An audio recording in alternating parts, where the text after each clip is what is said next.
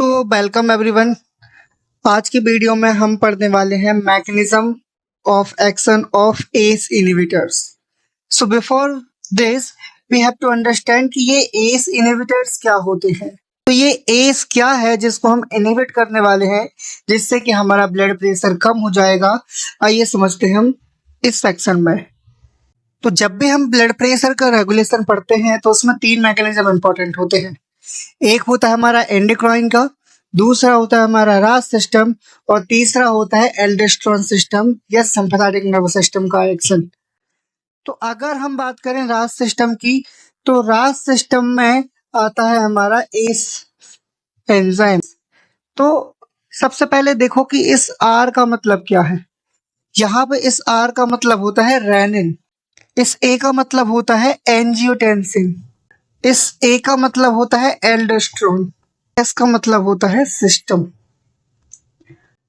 सो rennin, angiotensin, aldosterone system ये क्या करता है, जैसे ही हमारे पेरिफेरल वास्कुलर रेजिस्टेंस में डिक्रीज बीपी के सिग्नल्स आते हैं तो हमारे आर्टरीज में जो आर्टेरियोल्स है, आर्टेरियोल्स की वॉल पे ग्रेन्यूल लाइक स्ट्रक्चर्स होते हैं जो कि सिग्नल देते हैं किडनी को टू सीक्रेट रेनिन।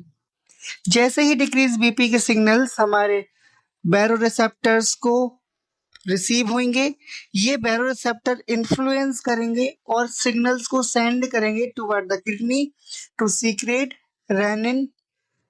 अभी ये जो किडनी की जस्टाग्लोमेरुलर सेल्स जो हैं वो सीक्रेट करती हैं रेनिन को।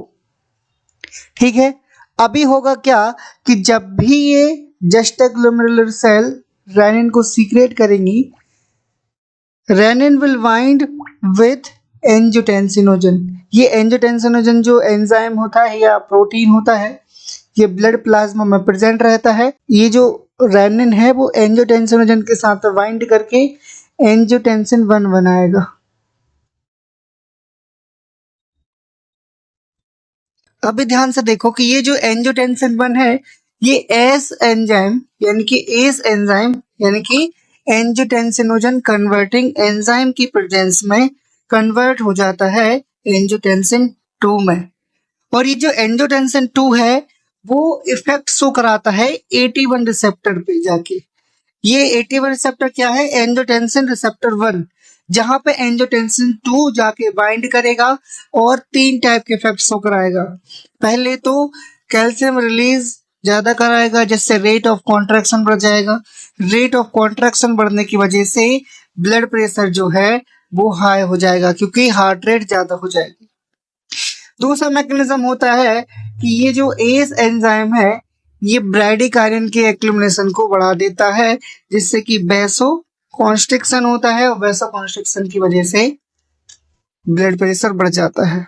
और तीसरा फंक्शन होता है ये जो एंजियोटेंसिन 2 है ये स्टिमुलेट करता है सीक्रेशन ऑफ एल्डोस्टेरोन को, और एल्डोस्टेरोन जब सीक्रेट होता है तो ये काम करता है पीसीटी और डीसीटी पे, रीअब्जॉर्प्शन को बढ़ा देता है जिससे कि ब्लड प्रेशर बढ़ जाता है।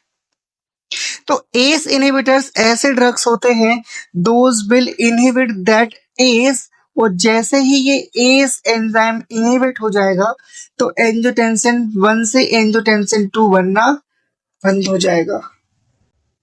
और जैसे ही ये एस ब्लॉक होने के साथ एंजियोटेंसिन 2 में कन्वर्ट नहीं होने देगा तो हमारे जो तीन इफेक्ट थी, एक तो हार्ट रेट ज्यादा हो रहा था, दूसरा वैसो कॉन्स्ट्रिक्शन हो रहा था, और तीसरा एल्डोस्टेरोन का जो सीक्रेशन है वो ज्यादा हो रहा था। ये तीनों इफेक्ट ब्लॉक हो जाएंगे जिससे अल्टीमेटली जो हमारा ब्लड प्रेशर कम हो जाएगा। सो एस इनहिबिटर्स ऐसे ड्रग्स होते हैं those inhibit the angiotensin converting enzyme and decreases the blood pressure by the inhibiting the angiotensin 2। ठीक है, अभी इसमें दो तीन चीजें इंपॉर्टेंट हैं। पहली तो कि ऐसे ड्रग्स जो कि एस इनहिबिटर्स होंगे उनके पीछे सफिक्स लगा रहेगा प्रिल, जैसे कि captopril, enalapril, lisinopril, perindopril, ramipril and quinapril. तो आई थिंक आपको ये समझ में आया होगा। अगर आपको इसी तरह से वीडियोस देखने हैं तो आप हमारे चैनल को सब्सक्राइब कर सकते हैं। Thank you for watching, have a good.